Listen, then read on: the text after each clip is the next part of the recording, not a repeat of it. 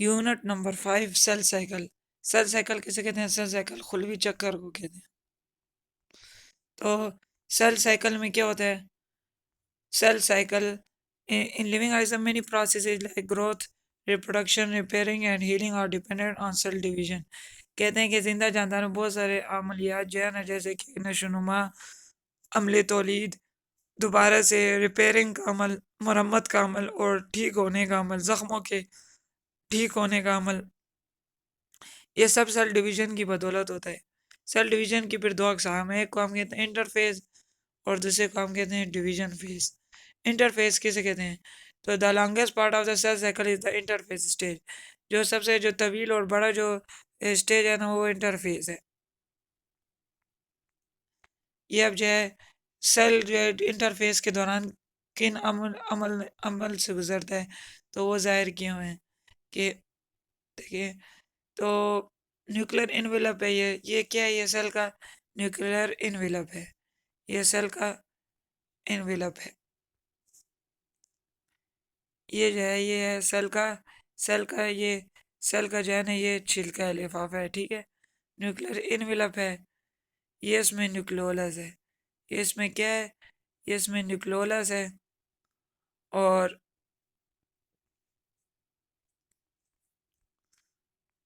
और ये chromatin network है। इसे क्या कहते हैं? क्रोमेटिन। इसे क्या कहते हैं? ये जो सवैयाँ जो है ना, नूडल शेप स्ट्रक्चर है, इसको हम कहते हैं क्रोमेटिन। तो कहते हैं ये सेल जो है ना, ये इंटरफेस के दौरान इस तरह नजर आता है। फिर events of interface. Events of interface. Events of interface. Interface में वकू पजीर होने वाले वाकयात वाकयात जो कि इंटरफेस में होते हैं। तो इंटरफेस को जो है ना, 3 फेजेस में तकसीम किया गया है। G1 phase, G1 phase, S phase, S phase और G2 फेज।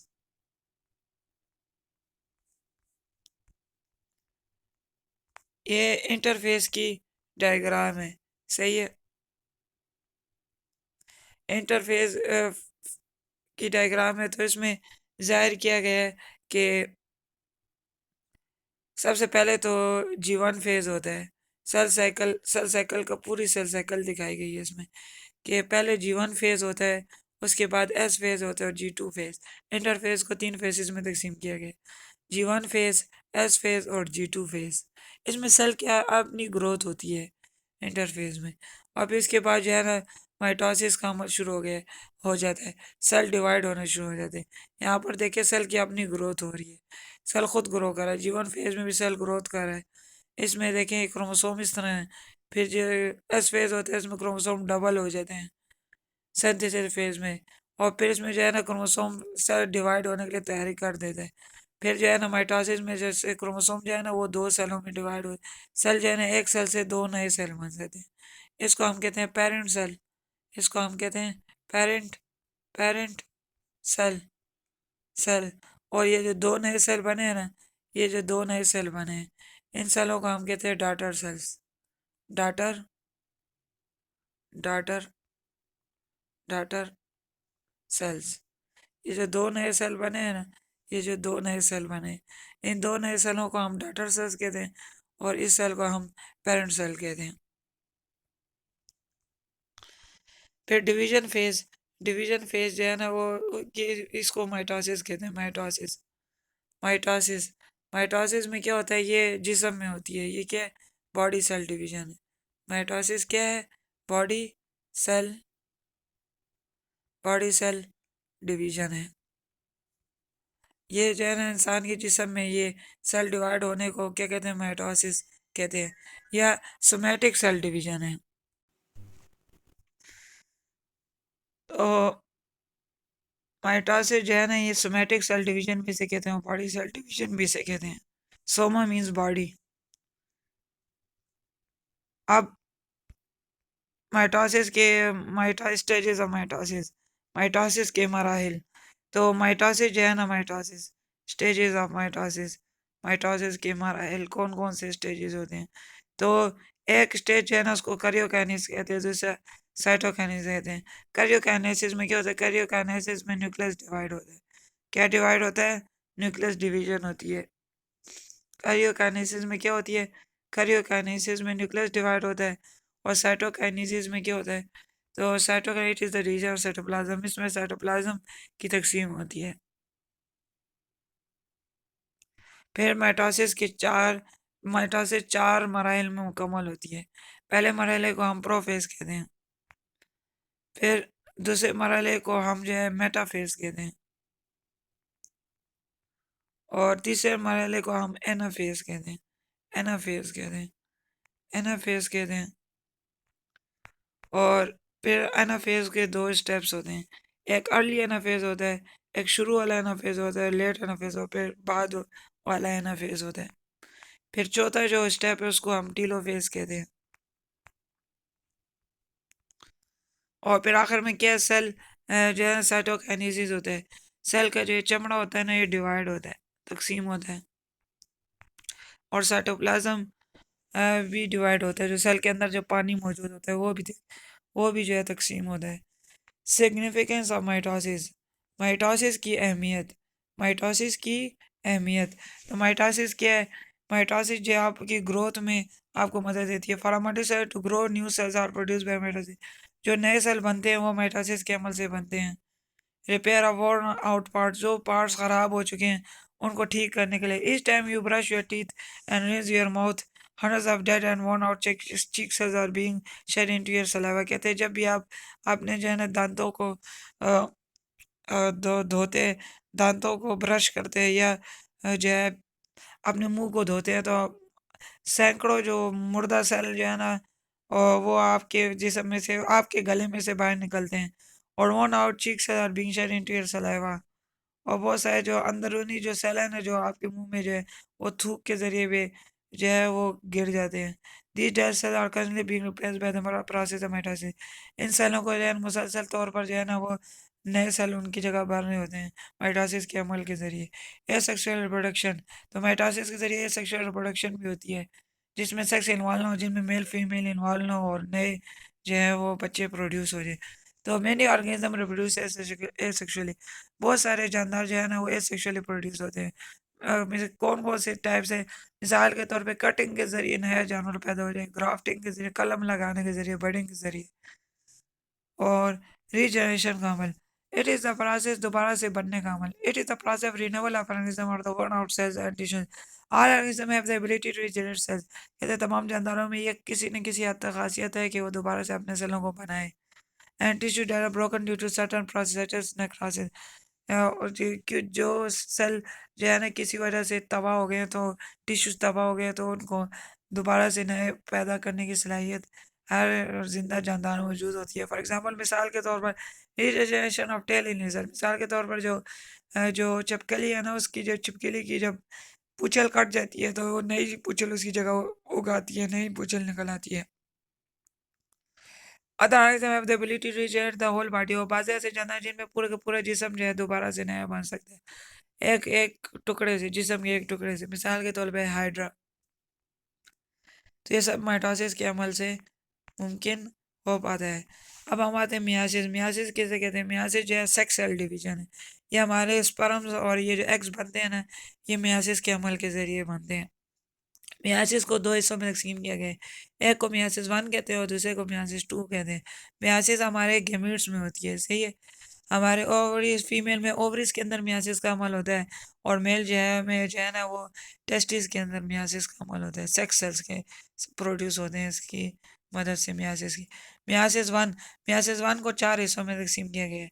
एक को प्रोफेज वन कहते हैं, दूसरे को मेटाफेज वन कहते हैं, तीसरे को एनाफेज वन कहते हैं, चौथे को टीलोफेज वन कहते हैं। रिश्ता माइटोसिस में प्रोफेज, मेटाफेज, एनाफेज, टीलोफेज थे ना, तो इसमें भी होते हैं, मगर मियासिस वन में जो है ना इनको वन वन कहते हैं। प्रोफेज वन है, फिर उसके बाद जो है ये प्रोफेज वन है, फिर उसके बाद जो है मेटाफेज वन शुरू हो जाता है, फिर एनाफेज वन स्टार्ट होता है, फिर टीलोफेज वन स्टार्ट होता है। फिर ये चार स्टेप्स हैं प्रोफेज वन में। ये प्रोफेज वन है, फिर मेटाफेज वन है, एनाफेज वन और टीलोफेज वन है। तो प्रोफेज वन में क्या होता है, chromosome condense and the nuclear envelope breaks down. इसमें क्रोमोसोम जो है ना वो इकट्ठे हो जाते हैं, और जो न्यूक्लियस का चमड़ा वो फट जाता है, और क्रॉसिंग ओवर जो है वाक़ई हो जाती है। क्रोमोसोम आपस में जो है ना एक दूसरे के साथ एक्सचेंज करते हैं। मेटाफेज वन में क्या होता है, pairs of homologous chromosome move to the equator of the cell. जो क्रोमोसोम के जोड़े जो है ना वो जो है वो दरमियान में अरेंज हो जाते हैं, और कतार में अरेंज हो जाते हैं दरमियान में, जिसको मेटाफेज प्लेट कहते हैं। फिर एनाफेज वन में क्या होता है, homologous chromosome move to the opposite poles of the cell. Homologous chromosome जो है ना वो सेल के जो है ना किनारों की जानिब चले जाते हैं। टेलोफेज वन में क्या होता है, क्रोमोसोम के other the poles of the cell. Chromosome जो है वो साइड पर जमा हो जाते हैं, और साइटोप्लाज्म जो है वो भी डिवाइड हो जाता है। सेल का जो वाटर है वो भी डिवाइड हो जाते हैं, और सेल की साइडों पर भी जो है ना फटने शुरू हो जाते हैं से उसका जो चमड़ा है, और उससे दो नए सेल बन जाते हैं। साइटोकाइनेसिस का अमल यानी स्टार्ट हो जाता है। प्लाज्मा जो प्लाज्मा में है उसकी डिवीजन का अमल स्टार्ट हो जाता है। मियासिस टू में क्या होता है, तो मियासिस टू जो है, each of the two cell form in meiosis one undergoes meiosis two. हर एक जो मियासिस वन में जो स्टेप्स होते हैं वो मियासिस टू में भी होते हैं। Generally meiosis two resembles mitosis. Meiosis two जो है ना वो माइटोसिस की तरह होती है, where simply the separation of chromatids takes place. इसमें जो है ना सादा तौर पे जो है क्रोमेटिड्स की जो है अलहदगी वाक़ई होती है। However it differs from mitosis in that parent cell have a flat number of chromosome. मगर इसमें एक फ़र्क ये है कि इनके अंदर जो पेरेंट सेल के अंदर जो है ना क्रोमोसोम नंबर हाफ होते हैं, जबकि माइटोसिस में पूरे नंबर होते हैं क्रोमोसोम के। मिसाल के तो इंसान में 46 क्रोमोसोम होते हैं डिप्लॉयड सेल में, और जो हैप्लॉयड सेल है ना उसमें 23 chromosome, half number of chromosome है। तो मियासिस के अमल में जो पेरेंट सेल होता है ना उसमें हाफ नंबर ऑफ क्रोमोसोम होते हैं। तो प्रोफेज टू टू होता है, मियासिस टू में मेटाफेज टू होता है, एनाफेज टू होता है, टेलोफेज टू होता है। तो ये सारा शो किया गया है यहाँ पर मियासिस टू का अमल। ईमर्स ऑफ मियासिस टू, तो मियासिस टू में क्या होता है, cleavage furrow in two applied cell form. दो नए सेल बन चुके होते हैं, chromosome are still double, chromosome इसमें डबल ही रहते हैं। तो a spinal forms around the chromosome. तो एक नया धागा जो है ना क्रोमोसोम के इर्द गिर्द जो है बन जाता है। Chromosome line up at the equator. Chromosome जो है वो साइड पर दरमियान में अरेंज हो जाते हैं। Sister chromatids separate. जो सिस्टर क्रोमेटिड जो होते हैं दरमियान से फट कर अलग हो जाते हैं। Nuclear irregular forms around each set of chromosome. तो न्यूक्लियस का चमड़ा जो है हर एक से क्रोमोसोम के इर्द नुमाया हो जाता है। द साइटोप्लाज्म डिवाइड, साइटोप्लाज्म भी तकसीम है, सेल का पानी भी तकसीम है, four applied daughter cell form. और दो चार जो है नए सेल जो है बन जाते हैं। दो सेलों से चार मतलब बन जाते हैं, दो पेरेंट सेल से चार नए सेल बन जाते हैं। फॉर्मेशन ऑफ गेमीट्स और इस तरह जो है ना मियासिस टू का ये सारा अमल है। तो मियासिस टू में क्या होता है, तो इसकी अहमियत क्या है, मियासिस टू की क्या अहमियत है, हमने मेटासिस की अहमियत पढ़ी थी, कैसे ज़ख्म वगैरह ठीक होते हैं, रीजनरेशन का अमल होता है, ग्रोथ होती है। इस तरह मियासिस का क्या अमल है, तो मियासिस में की क्या अहमियत है, मियासिस में क्या होते हैं, गेमीट्स बनते हैं, ठीक है, सेक्स सेल्स बनते हैं, स्पर्म्स और एग्स बनते हैं। तो formation of gametes for sexual reproduction, अमले तौलीद के लिए जो है ना गेमीट्स तैयार होते हैं। दूसरी अहमियत क्या है, genetic variation during sexual reproduction. तो इसमें जो है ना क्रोमोसोम के अंदर एक दूसरे के अंदर क्रॉसिंग ओवर होती है, और मुख्तलिफ किस्म की चेंजेस होती हैं, चेंजेस हो जाती हैं। एपोप्टोसिस किसे कहते हैं, एपोप्टोसिस जो है ना ये सेल की डेथ है, ठीक है, सेल की मौत है। तो सेल जो है ना सेल की प्रोग्राम सेल को डलते सोचे समझे मनसूबे के साथ सेल डिवाइड होते हैं ना, तो उसका हम एपोप्टोसिस कहते हैं। मिसाल की है इसकी मेटामॉर्फोसिस, मेटामॉर्फोसिस में जिस तरह टेटपोल डिसअपियर बाय प्रोसेस, जिस तरह जो वो होती है ना क्या कहते हैं, फ्रॉग, फ्रॉग मेंढक होती है। मेंढक जब पैदा होती है तो उसकी पूंछल बहुत बड़ी होती है और सर बहुत छोटा होता है। फिर ऐसे ऐसे उसकी पूंछल ख़त्म होती जाती है और उसका जिस्म बड़ा होता जाता है। तो वो जो उसकी पूंछल ख़त्म होती है ना वो एपोप्टोसिस के अमल से होती है। सेल डाई होते हैं एक सोचे समझे मंसूबे के तहत। तो इस तरह जो है ना नेक्रोसिस का अमल है। नेक्रोसिस सेल की अचानक मौत है। Necrosis is the death of most of all the cell, most or all of the cells in an organ or tissue due to diseases, injury or failure of the blood cell। ये खून के बंद होने की वजह से या ज़ख्मी होने की वजह से या बीमारी की वजह से सेल मर जाएं अचानक, तो उसकी वजह से जो है ना उस अमल को हम नेक्रोसिस कहते हैं।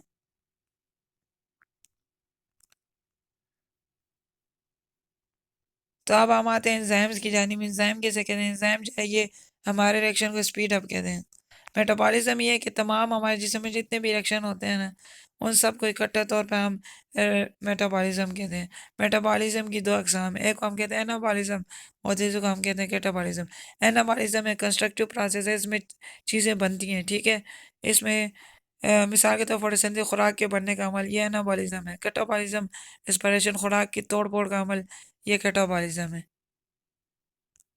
तो फिर जो है एंजाइम्स क्या करते हैं? एंजाइम एक्टिवेशन एनर्जी को कम करते हैं, ठीक है। एक रिएक्शन है, उसको 500 सेंटीग्रेड एनर्जी की ज़रूरत है और 500 सेंटीग्रेड टेम्परेचर की ज़रूरत है। टेम्परेचर को भी कम, और हमारे जिस्म के 37 डिग्री सेंटीग्रेड टेम्परेचर में भी वो काम हो जाता है। तो जिस ज़्यादा एक एनर्जी की, बहुत ज़्यादा एनर्जी की ज़रूरत होती है एक रिएक्शन को, और एंजाइम में कम एनर्जी में भी वो रिएक्शन कर देते हैं, यानी एनर्जी सेवर होते हैं एंजाइम्स। तो एंजाइम की क्या खासियत है? एंजाइम जो होते हैं प्रोटीन से बने होते हैं। एंजाइम जो है कैटलिस्ट के तौर पे काम करते हैं, रिएक्शन को फास्ट करते हैं। एंजाइम जो है ना अपने रिएक्शन में मखसूस होते हैं, हर एक रिएक्शन के लिए अपना एंजाइम होते हैं। ये भी एंजाइम जाहिर किया गया है, देखिए ये सबस्ट्रेट है, ग्रीन कलर का सबस्ट्रेट जाहिर किया, एंजाइम को येलो कलर से जाहिर किया गया है। तो स्पेसिफिसिटी ऑफ एंजाइम, हर एक रिएक्शन के लिए अपना एक एंजाइम होता है। देखिए ये अब यहाँ पर एंजाइम है, सबस्ट्रेट है वन में और सबस्ट्रेट टू। सबस्ट्रेट वन वाला एंजाइम जो है इसमें फिट हो सकता है, और ये जो सबस्ट्रेट टू वाला एंजाइम है वो इसमें फिट नहीं हो सकता। तो हर एक रिएक्शन के लिए अपने एंजाइम होते हैं।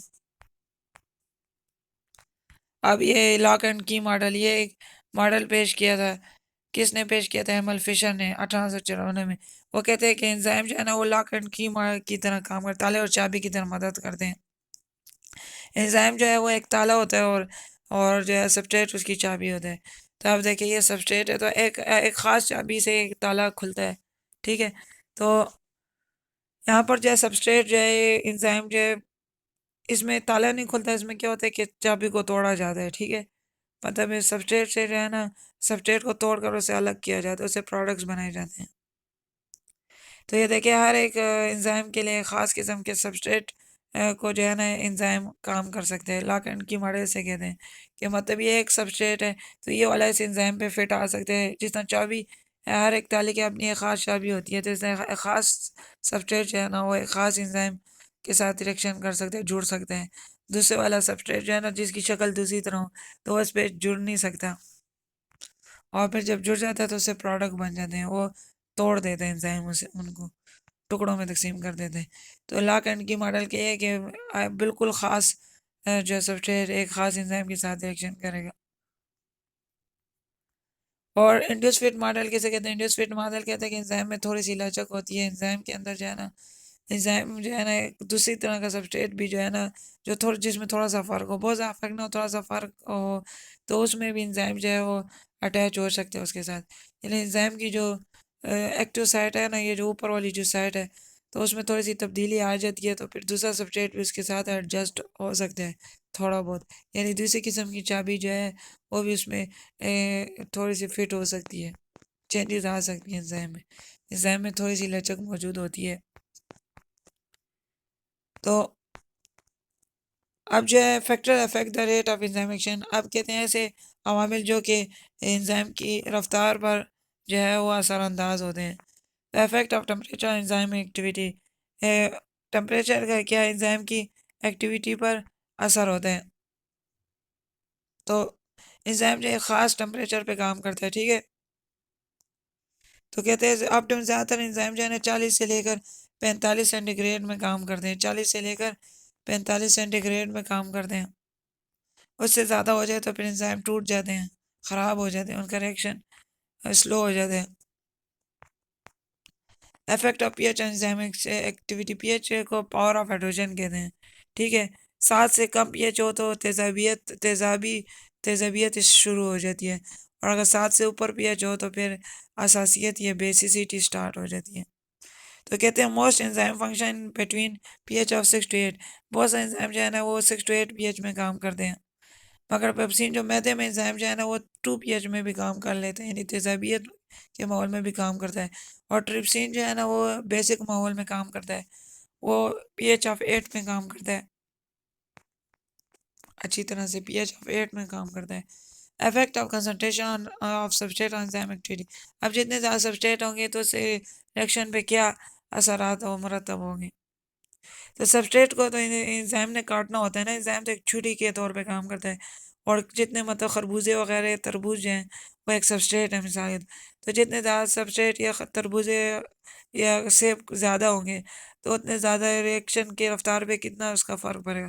तो कहते हैं ख़ास मकदार में कंसनट्रेशन सबस्ट्रेट की रेट ऑफ रिएक्शन की, जितने ज़्यादा मतलब सेब होंगे तो उतने ही थोड़े से वक्त में ज़्यादा सेबों को काटा जा सकेगा और सबस्ट्रेट को काटा जा सकेगा। This is due to successful collision with enzyme molecule, वो कहते हैं कि ज़्यादा से ज़्यादा करीब आते जाएंगे और फिर जल्दी जल्दी काटे जाएंगे।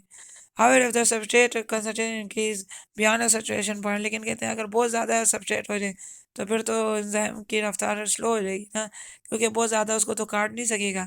तो द एक्टिव साइड एंजाइम और not available and rate of reaction does not increase more, तो फिर वो एक खास हद से ज़्यादा फिर स्पीड मजीद एंजाइम जो है वो सबस्ट्रेट को काट नहीं सकेगा।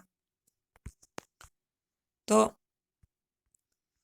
अब हम आते हैं यूनिट नंबर 7 बायो एनर्जेटिक्स की जानिब। यूनिट 7 क्या है, इसमें हम एनर्जी के बारे में पढ़ते हैं, ज़िंदगी की एनर्जी के बारे में पढ़ते हैं। तो बायो एनर्जेटिक्स क्या है, bio energetics is the study of transformation of energy in organism, तो कहते हैं तवानाई किस तरह मुंतकिल होती है जानदारों में, उसके बारे में पढ़ते हैं। इंपॉर्टेंस ऑक्सीडेशन रिएक्शन रिएक्शन, इसमें हमें ऑक्सीडेशन रिएक्शन रिएक्शन की अहमियत के बारे में पढ़ते हैं। ऑक्सीडेशन किसे कहते हैं, ऑक्सीडेशन की 3 डिफिनेशन। ऑक्सीडेशन में जो है ना इलेक्ट्रॉन लूज होते हैं,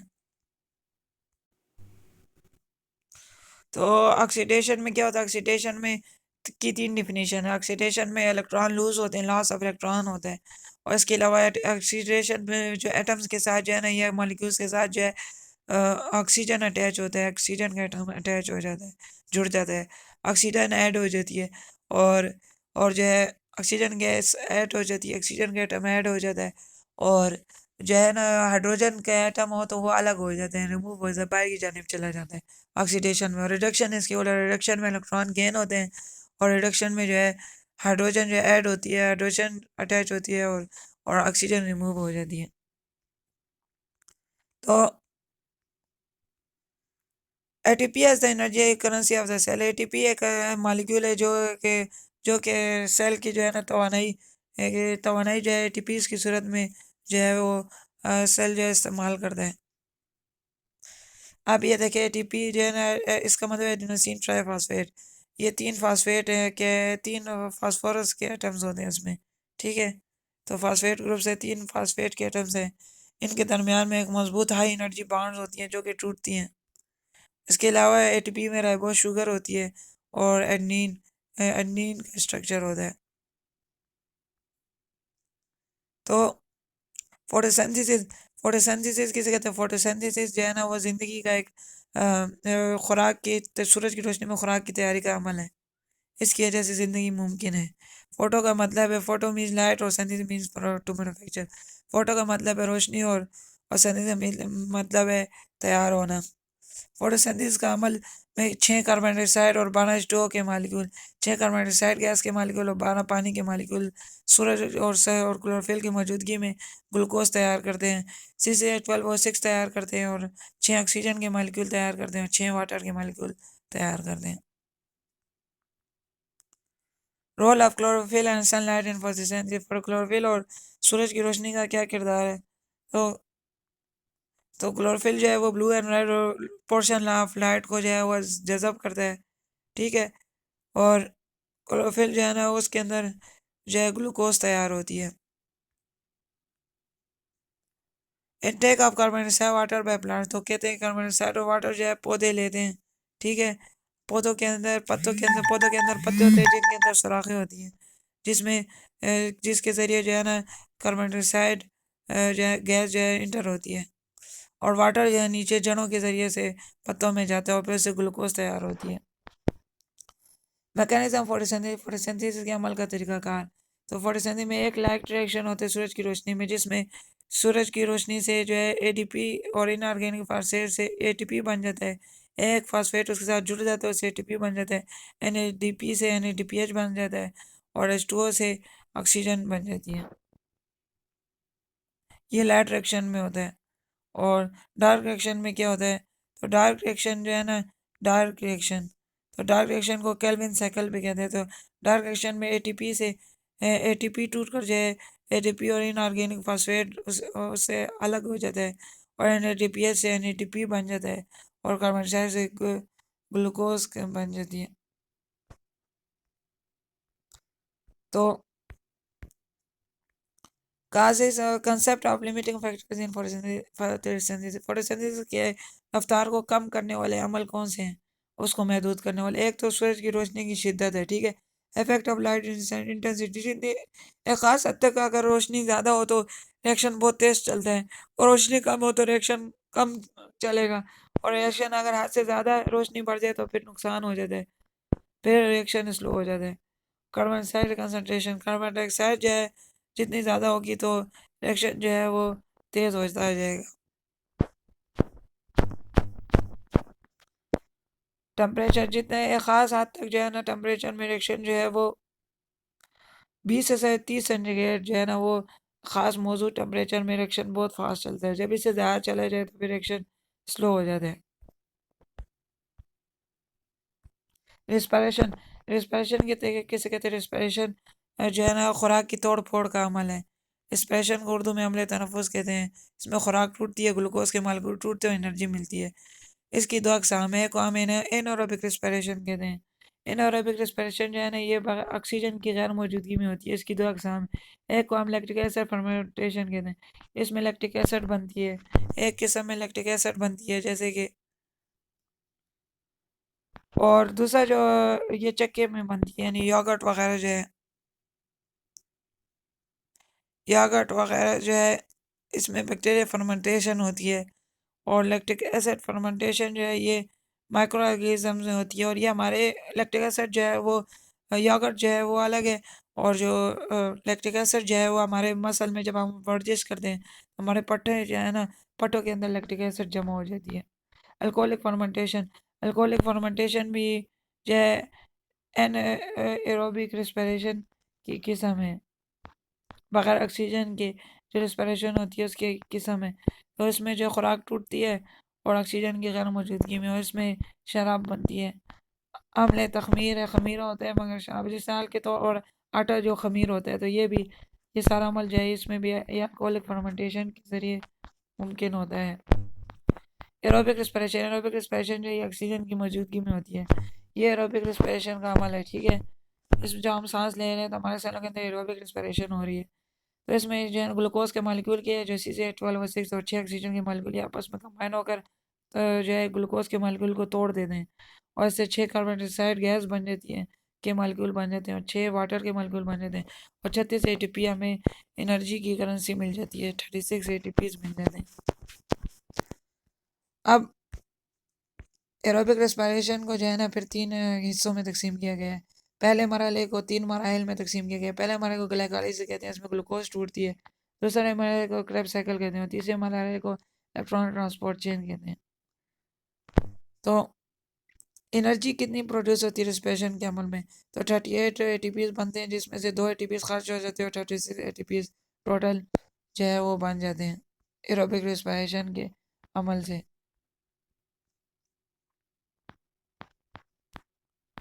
अब हम आते हैं यूनिट नंबर 8 की तरफ, न्यूट्रिशन, ग़िज़ाइयत। इस चैप्टर का नाम है ग़िज़ाइयत। तो न्यूट्रिशन में क्या होता है? तो इसमें जो है मिनरल न्यूट्रिशन इन प्लांट्स, तो कहते हैं पौधे जो है ना वो मुख्तलिफ़ किस्म की मादनियात को जज़ब करते हैं। तो बाज़े जो मादनियात होते हैं वो माइक्रो न्यूट्रिएंट्स, जो पौधों को कम मिकदार में ज़रूरत होते हैं उनको माइक्रो न्यूट्रिएंट्स कहते हैं। जो कम मिकदार में ज़रूरत होते हैं उनको माइक्रो न्यूट्रिएंट्स कहते हैं, जो पौधों को ज़्यादा मिकदार में ज़रूरत होते हैं उनको हम मैक्रो न्यूट्रिएंट्स कहते हैं। तो आप कौन कौन से जो मिनरल एलिमेंट कौन कौन से, कार्बन देखें, ये टेबल में दिखाया गया। कार्बन है, हाइड्रोजन, ऑक्सीजन, फास्फोरस, पोटाशियम है, नाइट्रोजन है, सल्फर है, कैल्शियम है, मैग्नीशियम है, ये माइक्रो न्यूट्रिएंट्स हैं। और मैक्रो न्यूट्रिएंट्स, ये मैक्रो न्यूट्रिएंट्स है, ये पौधों को ज़्यादा मिकदार में ज़रूरत होते हैं, ज़रूरत पड़ती है इनकी। और माइक्रो न्यूट्रिएंट्स जिनकी पौधों को कम मिकदार में ज़रूरत होती है वो कौन से हैं? आयरन है, मोलिब्डेनम है, बोरान है, कॉपर है, मैंगनीज है, जिंक है, क्लोरीन है और निकल है। इनकी पौधों को जो है वो कम मिकदार में ज़रूरत होती है। फिर नाइट्रोजन के किरदार के बारे में बात की गई यहाँ पर। मैग्नीशियम के जो है क्या ख़ासियत है, रोल है, किरदार की बात की गई है। और इसके अलावा खादों के फर्टिलाइज़र्स की बात की गई है। फर्टिलाइज़र क्या है, जो पौधों को जो खाद देते हैं ताकि पौधे ग्रोथ करें। तो क्या एडवांटेज ऑर्गेनिक फर्टिलाइज़र, जो मिसाल के तौर पे कोई गाय का गोबर वगैरह है, ये जो है ना फर्टिलाइज़र के तौर पे काम करते हैं। पौधे इनमें से जो है ना वो उनको इस्तेमाल करते हैं। तो इसकी वजह से क्या होता है, फर्टिलाइज़र के क्या फ़ायदे हैं, इससे जो है ना ज़मीन के जो साख्त है वो बेहतर हो जाती है। और जो है ज़मीन के अंदर, जो मिट्टी के अंदर जो है ना ज़्यादा से ज़्यादा गीलापन पानी महफूज हो जाता है।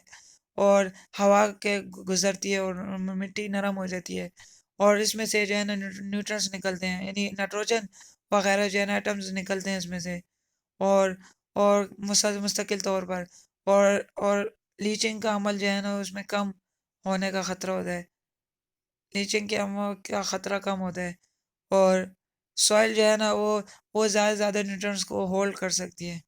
तो ये जो ऑर्गेनिक न्यूट्रंस के फ़वाइद है। फिर एडवांटेज है इनऑर्गेनिक फर्टिलाइजर। और इनऑर्गेनिक फर्टिलाइजर जो मसनूई तौर पे हम जो डालते हैं उसके क्या फ़ायदे हैं, तो वो जो है ना उसमें higher and accurate amount of nitrogen मौजूद होती है। तो उसकी वजह से ना प्रोटीन और क्लोरोफिल की सिंथेसिस और ग्रोथ ऑफ स्टेम जो होता है और लीव्स की जो ग्रोथ है वो ज़्यादा से ज़्यादा होती है।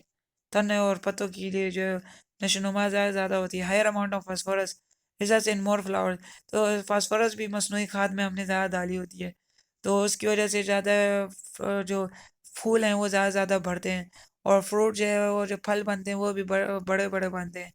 और जो जड़ें होती हैं वो भी हेल्दियर होती हैं। Environmental hazard related to use of chemical fertiliser. माहौल को नुकसान पहुंचता है अगर हम ज़रूरत से ज़्यादा फर्टिलाइज़र का इस्तेमाल करें। तो इंसान की खुराक के क्या अज़ा हैं, इंसान के खुराक के अज़ा को कार्बोहाइड्रेट्स कहते हैं, चीनी वगैरह ग्लूकोज जिसे कहते हैं। दूसरी जो खुराक के अज़ा है उसको गोश्त कहते हैं, प्रोटीन कहते हैं। और तीसरे जो खुराक के अज़ा है उसको फैट्स या लिपिड्स कहते हैं, चर्बी कहते हैं उर्दू में इसे। फिर जो है ना चौथा जो है विटामिन है। विटामिन हमें एनर्जी नहीं देते मगर ये भी हमारे जिस्म में के लिए ज़रूरी होते हैं। फिर विटामिन ए, विटामिन ए का नाम है रेटिनॉल। विटामिन ए कहाँ से हासिल होती है, ये जो है ना चिकन लीवर से हासिल होती है, ये जो है मुर्गी की कलेजी से हासिल होती है। और कड लीवर ऑयल मछली की कलेजी से हासिल होती है, अंडों से हासिल होती है, बटर से हासिल होती है और मिल्क से हासिल होती है। और इस तरह विटामिन सी जो है इसको एस्कॉर्बिक एसिड कहते हैं। विटामिन डी है वो जो है ये फैट में हजम हो सकती है। और ये हमें कैल्शियम के एब्जॉर्प्शन में मदद देती है। मिनरल्स हैं, फिर इसमें कैल्शियम है, आयरन का फिर किरदार है, कैल्शियम का किरदार है। डाइटरी फाइबर्स हैं, ठीक है, जो डाइटरी फाइबर के मिसाल के तौर पर जो है छिलके जो है ना कलूल के छिलके या जो है छोले के छिलके हम खाते हैं, तो ये जो है ना हमें हजमे में मदद देते हैं।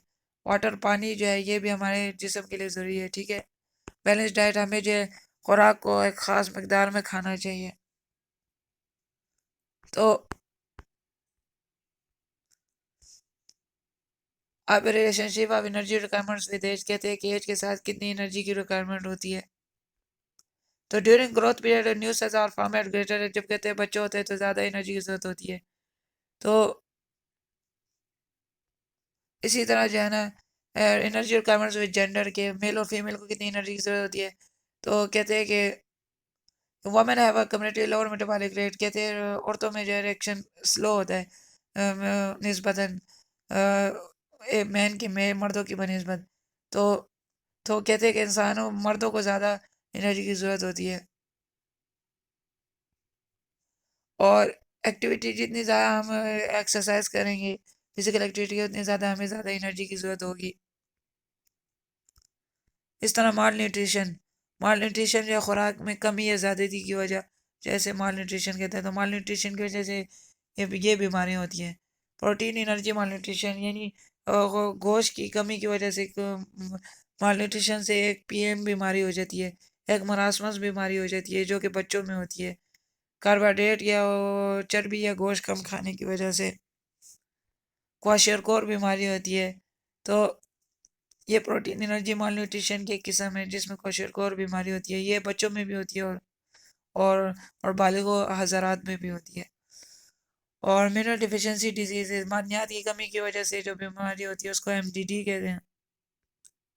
जिसकी मिसाल क्या है, गोइटर, हमारा गला सूज जाता है, ठीक है। एनीमिया, हमारे को ऑक्सीजन की कमी हो जाती है हमारे जिस्म में।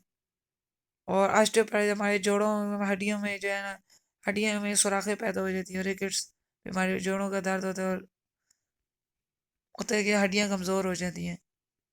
एनीमिया बीमारी होती है, एनीमिया में जो हमारे रेड ब्लड सेल और हेमोग्लोबिन जो है ना वो कम हो जाता है, ऑक्सीजन जो है कम हो जाती है। फिर ऑस्टियोपोरोसिस, हमारी हड्डियाँ कमज़ोर हो जाती हैं, जल्दी टूटती हैं। गोइटर बीमारी जो हमारे थायराइड ग्लैंड सूज जाते हैं।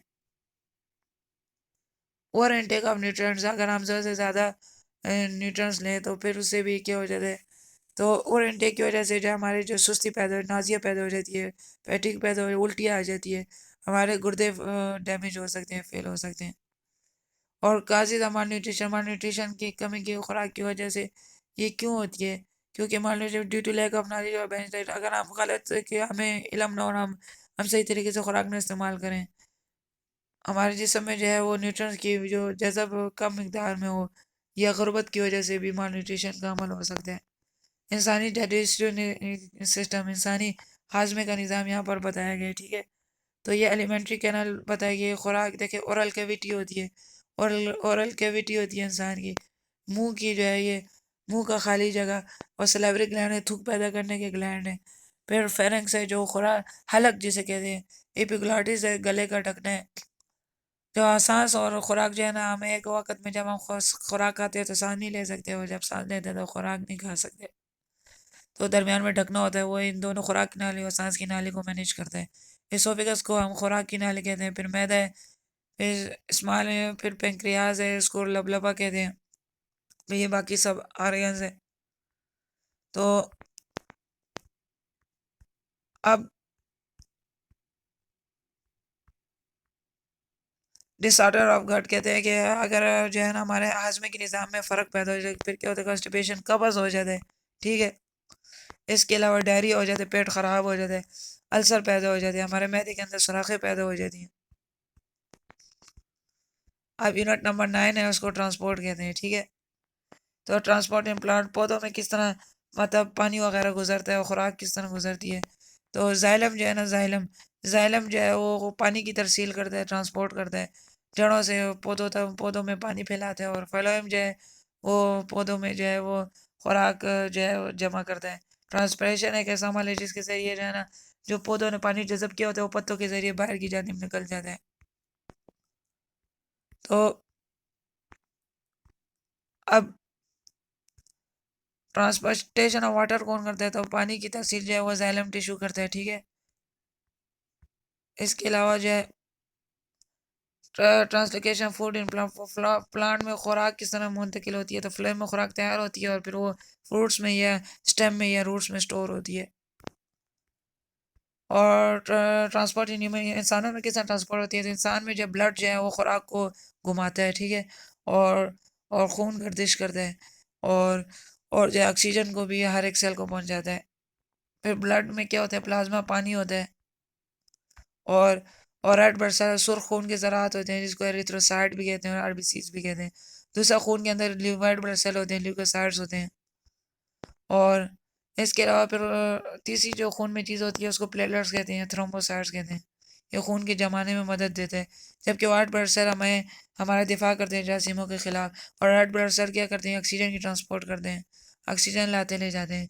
फिर खून की वजह से कौन सी बीमारी होती हैं, तो खून के अंदर फ़र्क की वजह से कौन सी बीमारी, लीकीमिया बीमारी होती है, ये खून का कैंसर है, ठीक है। थैलेसीमिया बीमारी होती है जो कि माँ बाप से बच्चे में मुंतकिल होती है।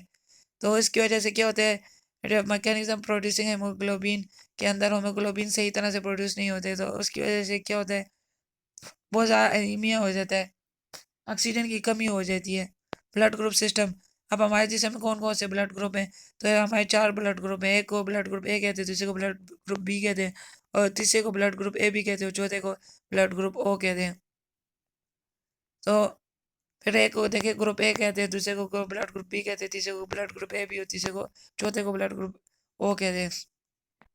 तो फिर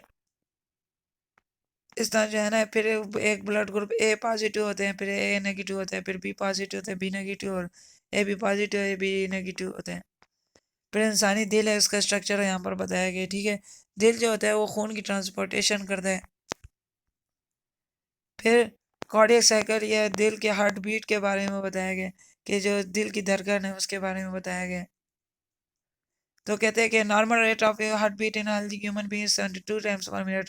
कहते हैं हमारा दिल जो है, लेकिन हमारा नॉर्मल इंसान का दिल जो है 72 दफ़ा जो है वो धड़कता है 1 मिनट में। फिर खून की रगों की बात की, आर्टरीज, आर्टरीज को उर्दू में शरियाने कहते हैं। ये ऑक्सीजन की ट्रांसपोर्टेशन करती है, ऑक्सीजन लाती ले जाती है ये रग। कैपिलरी जो है छोटी रगें होती हैं और जो माइक्रोस्कोप की मदद से नज़र आती हैं। और वेंस जो है वो इसको उर्दू में वरीदे कहते हैं, और ये जो है कार्बन डाइऑक्साइड की तरसील कार्बन डाइऑक्साइड को लाती रह जाती है। फिर आर्टीरियल सिस्टम जो है, आर्टरीज मिलकर आर्टरीज का निज़ाम बनाते हैं, और वीनस मिलकर जो है वो वीनस सिस्टम बनाते हैं।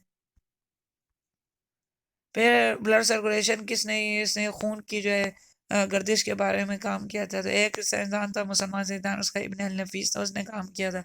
दूसरा विलियम हार्वे, तो उसने खून की गर्दिश के बारे में काम किया था। कार्डियोवास्कुलर डिसऑर्डर, अब जो है ना खून की और दिल की वजह से बीमारियां जो पैदा होती हैं, तो उसमें एक एथेरोस्क्लेरोसिस बीमारी है। इसमें जो है ना खून की रगें जो है ऑक्सीजन वाली आर्टरी जो शरीयाने तंग हो जाती हैं, एथेरोस्क्लेरोसिस इस बीमारी को कहते हैं। दूसरी जो बीमारी है उसको आर्टीरियोस्क्लेरोसिस कहते हैं। इसमें जो है ना वो शरीयानें सख्त हो जाती हैं, और माइकार्डियल इन्फार्क्शन जो है ये हार्ट अटैक हो जाता है। तो ये जो खून और दिल की बीमारियां होती हैं, तो इसके ट्रीटमेंट इलाज यहाँ पर बताया गया कि इमीडिएट ट्रीटमेंट माइकार्डियल इन्फार्क्शन को ऑक्सीजन दोगे उसको अचानक, और एस्पायरिन दोगे और सबलिंगुअल टेबलेट ग्लाइसराइल टानिट्रेट की जो गोली है वो जुबान के नीचे रखेंगे। तो ये जो है हमारी बुक ख़त्म हो गई है। फिर ये ग्लास, इसमें इंपॉर्टेंट वर्ड्स जो है ना उसके मीनिंग्स लिखे गए हैं, इंपॉर्टेंट वर्ड्स के मीनिंग्स बताए गए हैं।